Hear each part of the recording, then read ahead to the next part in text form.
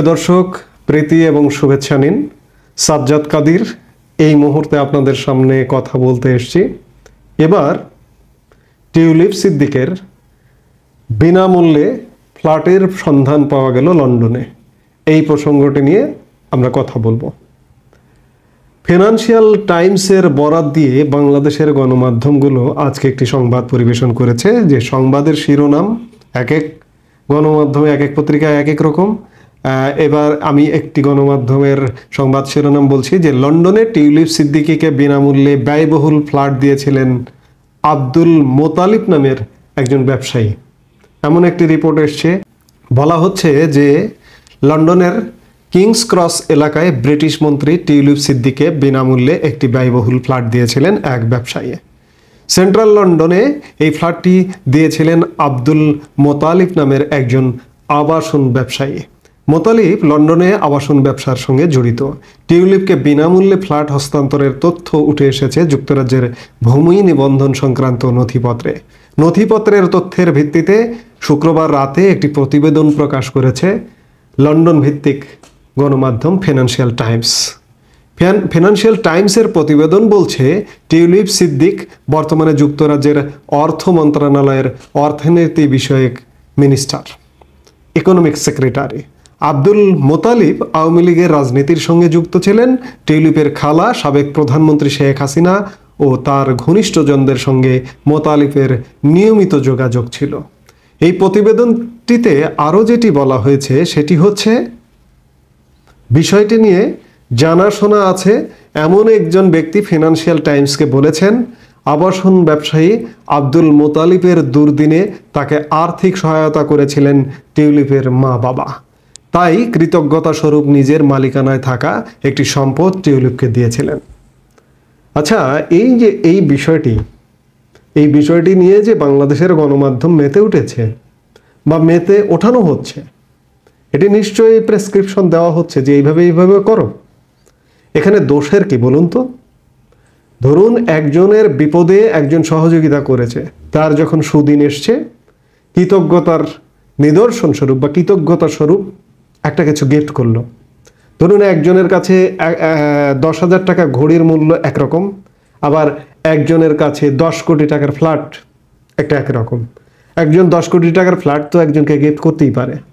এখানে তো কোনো বাধা ধরা নিয়ম আছে যে গিফট করা যাবে না, উপহার দেওয়া যাবে না?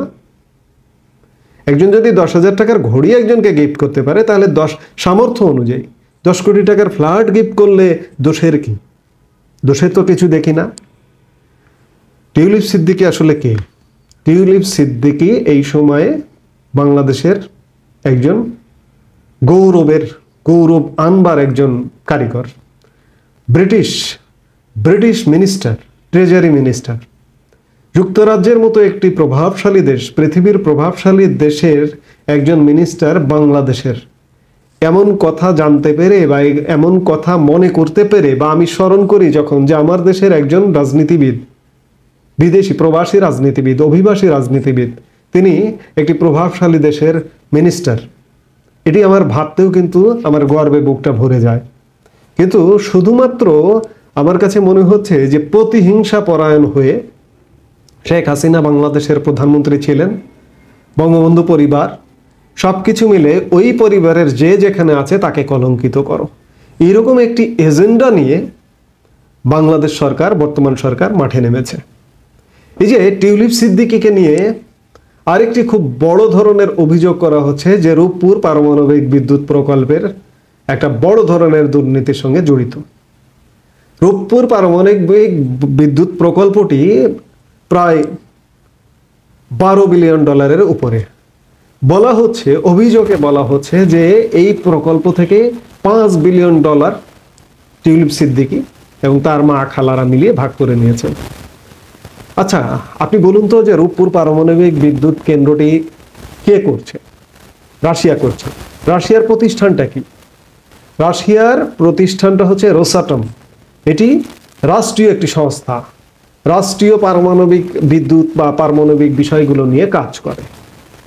রাশিয়ার মতো একটি দেশ, বিশ্বের অন্যতম প্রভাবশালী একটি দেশ, বিশ্বের টপ অর্থনীতির একটি দেশ, এবং কি বলবো, এটিকে টপ অর্থনীতি যারা হয় তারা তো নিশ্চয়ই সুশাসন, দুর্নীতিমুক্ত বা ইত্যাদি নানা কারণেই তো হয়, বিশেষ কোনো গুণাবলী না থাকলে তো হয় না। আমরা হতে পারি না কেন? আমাদের রন্ধ্রে রন্ধ্রে দুর্নীতি। আমি বলছি না যে আওয়ামী লীগ সরকারের আমলে দুর্নীতি হয়নি, আওয়ামী লীগ সরকারের আমলে সীমাহীন দুর্নীতি হয়েছে। আওয়ামী লীগ প্রধান শেখ হাসিনা কন্ট্রোল করতে পারেনি, এটি তার ব্যর্থতা। কিন্তু ব্যর্থতার ভেতরে অনেক বেশি ব্যর্থতা বা ষড়যন্ত্রমূলক ব্যর্থতা খোঁজাটা কিন্তু এটিও একটি অন্যায় কাজ, পাপ কাজ। টিউলিপ সিদ্দিক ব্রিটিশ মন্ত্রী, তাকে নিয়ে আমরা টানাহাসরা করছি, তার মান মর্যাদা ধুলোয় মিশিয়ে দিতে চাইছি। আমি যেটি বলছিলাম যে রোসাটম রাশিয়ান একটি সরকারি সংস্থা। একটা সরকারি সংস্থা এরকম একটি উন্নত দেশের প্রধান অর্থনীতির দেশ চাইবে যে আমি এক দেশে প্রজেক্ট করলাম, সেই দেশের সরকার এবং তার সাঙ্গপাঙ্গরা এর অর্ধেক, বাজেটের অর্ধেক খেয়ে ফেলুক? এটিকে একটা শিশু বিশ্বাস করবে?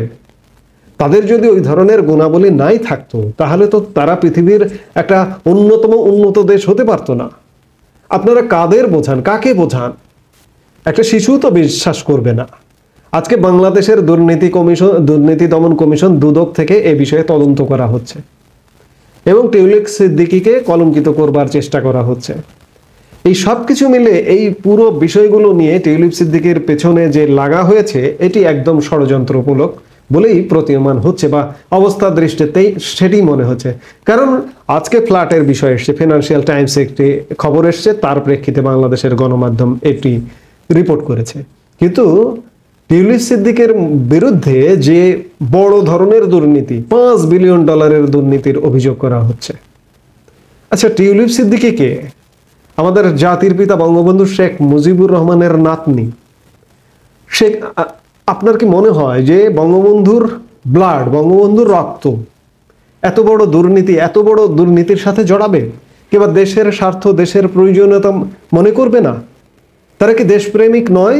তাদের রক্ত এই মাটিতে নেই, ওই বংশের আছে তো? কাকে কি বোঝাতে চান? সবকিছু মিলে আমরা আসলে আমাদের যে গুণী, আমাদের যে সম্মানীয়, তাদের সম্মান হানি করতে পটু। এই কারণে আমরা পৃথিবীতে কোথাও সম্মান পাই না। এই যে রাশিয়ার টিউলিপ সিদ্দিকের বিরুদ্ধে অভিযোগ, মানে রাশিয়ার বিরুদ্ধে অভিযোগ, রাশিয়ার রাষ্ট্রীয় প্রতিষ্ঠানের বিরুদ্ধে অভিযোগ। অর্থাৎ রাশিয়াকেও বাংলাদেশ বর্তমান সরকার প্রতিপক্ষ বানিয়ে ছাড়ছে, ব্রিটিশদেরকে প্রতিপক্ষ বানিয়ে ছেড়েছে। কারণ ব্রিটিশদের নানা রকম অনাস্থা ইতোমধ্যেই বর্তমান সরকারের প্রতি দেখা গেছে। ব্রিটিশ পার্লামেন্টে পর্যন্ত আমাদের এখানকার সংখ্যালঘু ইত্যাদি নানা অব্যবস্থাপনা নিয়ে আলাপ হয়েছে। ব্রিটিশ নাগরিকদের বাংলাদেশে ভ্রমণ সতর্কতা জারি করেছে। এদিকে ভারতের সাথে আমাদের সম্পর্ক খারাপ, মার্কিন যুক্তরাষ্ট্রের সাথে এই যে বাইডেন প্রশাসন চলে যাচ্ছে, ট্রাম্প প্রশাসন এসে আমাদের যে সম্পর্কটি, এই সম্পর্কটি কোথায় যাবে সেটিও দেখার বিষয়। সবকিছু মিলে সরকার যেন আগুন নিয়ে খেলা করছে এবং সাপের লেজে পা দিচ্ছে। এটি আমি কারো পক্ষ নিচ্ছি না, কারো বিপক্ষে বলছি না, স্বাভাবিক দৃষ্টিতে বলবার চেষ্টা করছি। দুর্নীতি যদি করে আপনারা তদন্ত করুন, যদি করে তাহলে শাস্তি দিন। কিন্তু একজন সম্মানীয় মানুষকে আমার মনে হচ্ছে ধুলোয় মিশিয়ে দেওয়া হচ্ছে। একজন বাংলাদেশি মানুষ ব্রিটিশ মিনিস্টার, এটি তো বাংলাদেশেরই সম্মানের বিষয়। তাহলে বাংলাদেশিদের নিয়ে সারা পৃথিবীতে কি হবে যে এরা দুর্নীতিবাজ? আমরা নিজেরাই নিজেদের ভাবমূর্তি ক্ষুণ্ণ করছি। অর্থাৎ আমরা বাঙালিরা, বিশেষ বাঙালি বলবো না, বাঙালি আরো পশ্চিমবঙ্গে বাঙালি আছে, সারা পৃথিবীতে বাঙালিরা বসবাস করে, বাংলাদেশিরা এই মুহূর্তে বাংলাদেশের অবস্থাটি এমন যে বাংলাদেশ বা বাংলাদেশিরা যেন পৃথিবীর কোথাও মাথা উঁচু করে না দাঁড়াতে পারে, সেই ষড়যন্ত্রই চলছে। এগুলো আসলে একজনের বিরুদ্ধে ষড়যন্ত্র করা মানে এগুলো নিজের পায়ে কোড়ল মারা, সেই অবস্থায় দেখছি। তো যাই হোক, সরকার নানা রকম ব্যবস্থা নিচ্ছে, দেখি এই ব্যবস্থার শেষ কোথায়। এই মুহূর্তে এ পর্যন্তই। সবাই ভালো থাকুন, সুস্থ থাকুন। আমাদের ভিডিওগুলো নিয়মিত পেতে সাবস্ক্রাইব করুন Sajjad Kadir and the legends YouTube channel এবং লাইক, কমেন্ট, শেয়ার করে সাথে থাকুন।